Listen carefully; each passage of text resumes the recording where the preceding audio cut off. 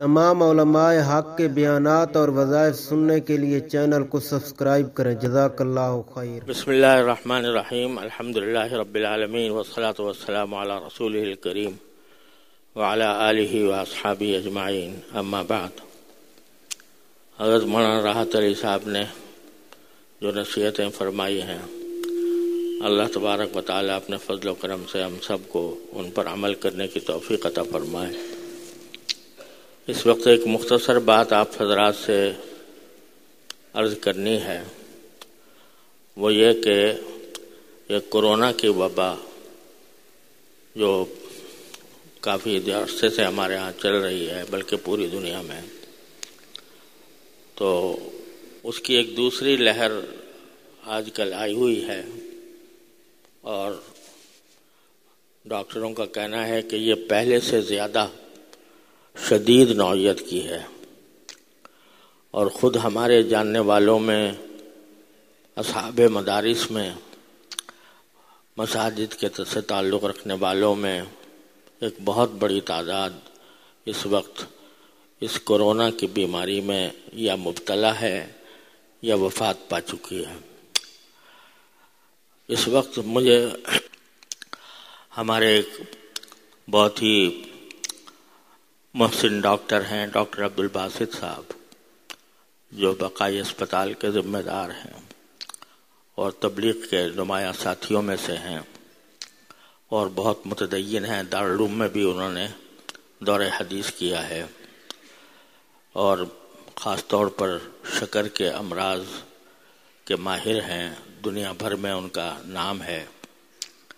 پچھلی مرتبہ جب کورونا کی وبا آئی تھی تو انہوں نے مساجد کے سلسلے میں اور جو مختلف علماء کی طرف سے مطالبات آ رہے تھے ان سب کا میں ساتھ دیا تھا۔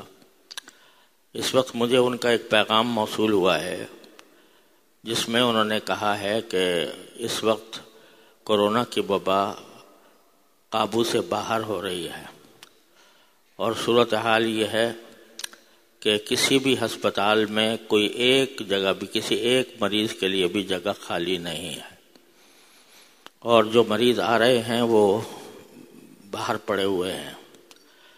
تو انہوں نے مجھ سے یہ درخواست کی ہے، یہ فرمائش کی ہے کہ میں یہ اعلان کروں کہ تمام لوگ بڑی احتیاط سے کام لیں، اور جو احتیاطیں بتائی گئی ہیں ان پر سختی کے ساتھ عمل کریں، خاص طور پر ماسک پہنے بغیر گھر سے باہر نہ نکلیں۔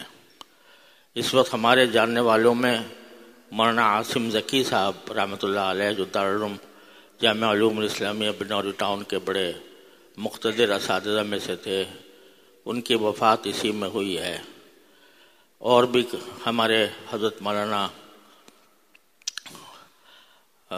حکیم اختر صاحب کے صاحبزادے مولانا مظہر صاحب اسی میں مبتلا ہیں، اور بھی متعدد حضرات اس میں گرفتار ہیں، اور بعض کی وفات ہوئی ہے۔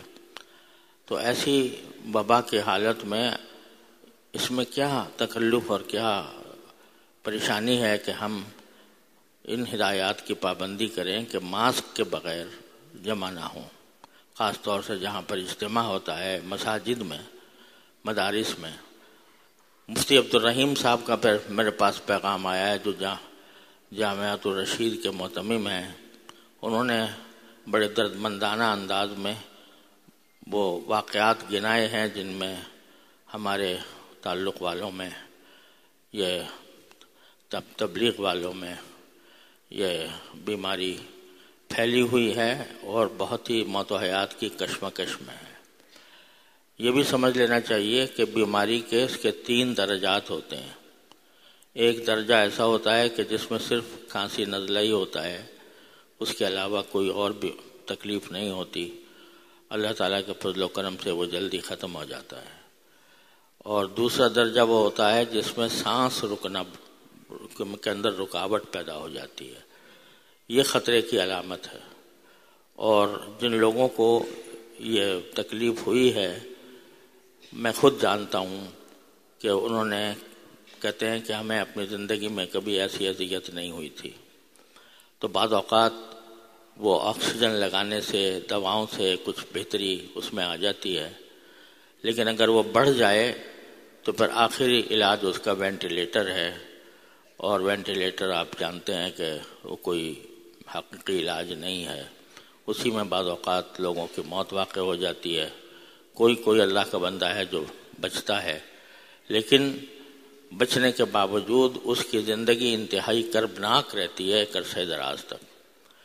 تو یہ جو اس حقیقت کو جھٹلانا بہت ہی خود فریبی ہے کہ ہم یہ کہیں کہ یہ وبا نہیں ہے.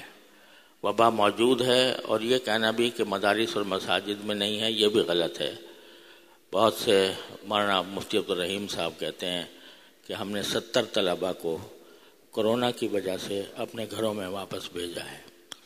تو اس وجہ سے اللہ تعالیٰ نے ہمیں جہاں صبر کی تلقین فرمائی ہے، وہاں احتیاط کا پہلو ہمیشہ مد نظر رکھنے کی بھی تلقین فرمائی ہے.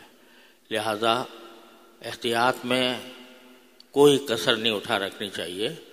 اور ماسک پہننے میں کیا پریشانی ہے، کیا دشواری ہے؟ تو اب آئندہ نمازوں کے اندر جو کوئی آئے وہ ماسک پہن کر آئے، اور بغیر ماسک کے مسجد کے اندر داخل نہ ہو. اسی طرح جہاں پر کئی اجتماعات ہوتے ہیں تو ان اجتماعات کے اندر بھی سب لوگ ماسک پہننے کا اہتمام کریں. اس کو معمولی بات نہ سمجھیں. اللہ تعالیٰ محفوظ رکھے. یہ اگر بلا آگے بڑھتی ہے، اس وقت آج کی رپورٹ کے مطابق 4000 نئے کیسز آئے ہیں، تو اور کراچی میں اموات کی تعداد بہت بڑھ گئی ہے. تو اگر یہ احتیاط نہ کی گئی، اللہ بچائے، اور وہ آگے بڑھتی ہے تو اس کے ہم سب مجرم ہوں گے. لہذا سب حضرات سے دستبستہ گزارش ہے کہ وہ ماسک پہننے کا اہتمام کریں، اور ماسک پہنے بغیر کسی اجتماع کی جگہ میں ہرگز نہ جائیں. اللہ تبارک و تعالی ہم سب کو اس سے محفوظ رکھے، اور خاص طور سے جو بڑی عمر کے لوگ ہیں وہ خاص طور پر اس کا اہتمام زیادہ کریں. اور یہ بلا وبا جو ہماری شامت اعمال سے آئی ہوئی ہے، اللہ تبارک و تعالی اپنے فضل و کرم سے، اپنے رحمت سے ہمارے گناہوں کو معاف فرمائیں، اور اللہ تعالیٰ اس وبا کو، اس بلا کو ہم سے عافیت کے ساتھ جلدی دور فرما دیں. اس کی دعا بھی ہر نماز کے بعد کرنی چاہیے. رجوع الی اللہ سب سے بڑا ہتھیار ہے کسی بھی مصیبت کے لیے. تو ہر نماز کے بعد ہر بندہ اس وبا کو دور کرنے کا اور اپنی مغفرت مانگنے کا اور پوری ہماری امت کی مغفرت مانگنے کا اہتمام کرے. اللہ تعالی ہم سب کو اس کی توفیق عطا فرمائے. وصلی اللہ تعالی علی خیر خلقہ سیدنا مولانا محمد.